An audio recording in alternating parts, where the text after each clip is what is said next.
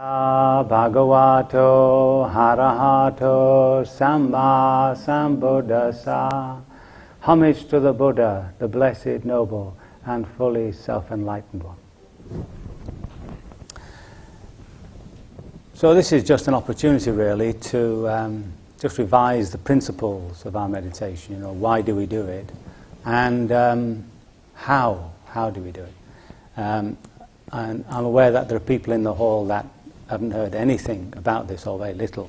So, and also that people have been at it longer than me, so try and get a balance just to what we say.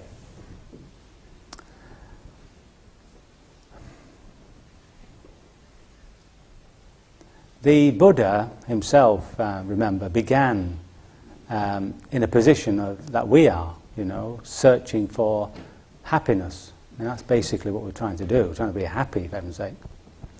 And at the time when he finally broke through what he called the delusion, the basic ignorance that we live under, he was able to point to 3 ways in which we can investigate our experience and to correct the way we are looking at things, the way we're relating to things. You could say that our basic problem is one of relationship. He talked about them as the 3 characteristics of existence. So in the meditation practice we did, the first thing is to really begin to get close to this idea of impermanence and what that actually means in terms of a direct experience. So it's not as though that comes as a great shock to anybody that things arise and pass away, and you know, it's not as though, generally speaking, people are not aware that the seasons do change and that. But it's really turning that inward towards ourselves and to recognize that we are in a process of change. Yeah? And that the change is not simply something that's changing shape, like you might take a piece of clay, turn it into a saucer, screw it up and then turn it into a cup. It's actually radical. Things are dying and passing away. And the great exemplar of that, of course, is our own bodies. Every cell is arising, dying and passing away. I mean, we don't experience that. At least I haven't. I haven't experienced the death of a cell. But I'm quite aware that, in fact, cells are arising and passing away.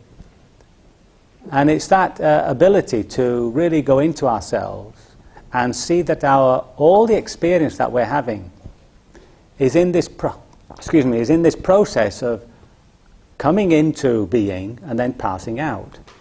Yeah? And that the mind, with its conceptual ability, draws us into an idea of continuity. So there is this feeling in me that I've always been me since the day I was born. You know, my body changes, but not me. Yeah? I mean, my thoughts have changed. I don't think like a 3-year-old, I think. Not anymore. But I haven't changed. I don't have the same emotions as a child, but I haven't changed. See? There's always this feeling that there's a me inside all this, which isn't changing. It's absolutely steady. And somehow I anchor myself to that. And when I actually investigate it, and I begin to describe what this me is, you know, what do I end up experiencing? Okay? So I'm turning into myself, and I observe that everything I'm experiencing is passing away. But I still have this sense of me, the observer. Huh?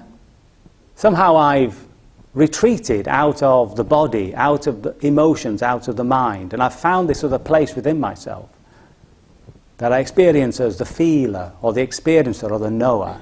And it's sometimes very strong that, oh, this is me. I'm the one who knows. Huh?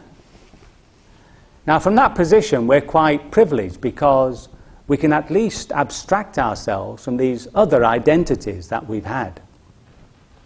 So we've had the identity of the body, Now, these days, it's very difficult to go back to that very early childhood state where you are the body. But we do occasionally sort of get that. For instance, when was the last time you trapped your finger in a door? See, for that one moment, you are the body. It's like it's a wonderful, complete moment of pain. There is only pain. Then, of course, you shoot out of it, and suddenly there's some body feeling the pain. There's an objectivity comes to it. But at least there we can sort of grasp what it is to be a self that is just the body, as a baby is supposed to be. I can't remember, you see. Then there's the emotional self, which is much easier to get lost into. You know, suddenly I am angry. There's no separation. I just blow it, you know, bang the doors and all that sort of stuff. Or I panic, and I just become that fear. Or I'm depressed. I associate with, I identify with in a total way that this is me, right? Occasionally I'm happy, which is wonderful. See? And then and being happy, being joyful, you then, of course, get that sense of loss when it disappears. But there's this self which attaches itself to an emotion, which defines itself as I am happy. I and happiness are the same. I and anger are the same. Yeah? But here in meditation what we discovered is that there is anger, there is depression, there is happiness. Somehow I've detached from it. Now this word detachment, that's what you'll get in the literature. It gives it a certain coldness. Another word that you might find used is non-attachment, which gives it a sense of, not this wanting to push away or a coldness to it. It's just there's a sense of separateness from the emotion that you're feeling. And then with thoughts, these are even more difficult, as we discover in our meditation. Suddenly I'm thinking. There's no objectivity to it. I'm just lost in a dream sequence. I'm just lost in a whole flow of thoughts. And suddenly I come out of it, you see, by which time I can only note what has actually happened. I can't note it while it's happening, because I'm lost in it. And in that moment I've become the intellectual self, the thinking self.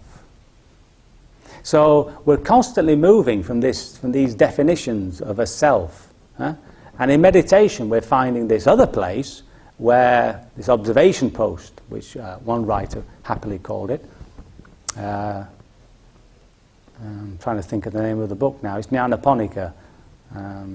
Somebody know it? Nyanaponika. The Heart of Buddhist Meditation. It still remains a classic, that book. Yeah? And we're finding this other place within ourselves from which we can observe these things, and we're observing that they're arising and passing away.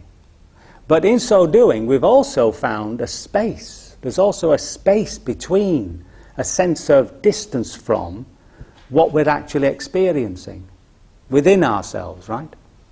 And that sense of space is the not self, not me, not mine.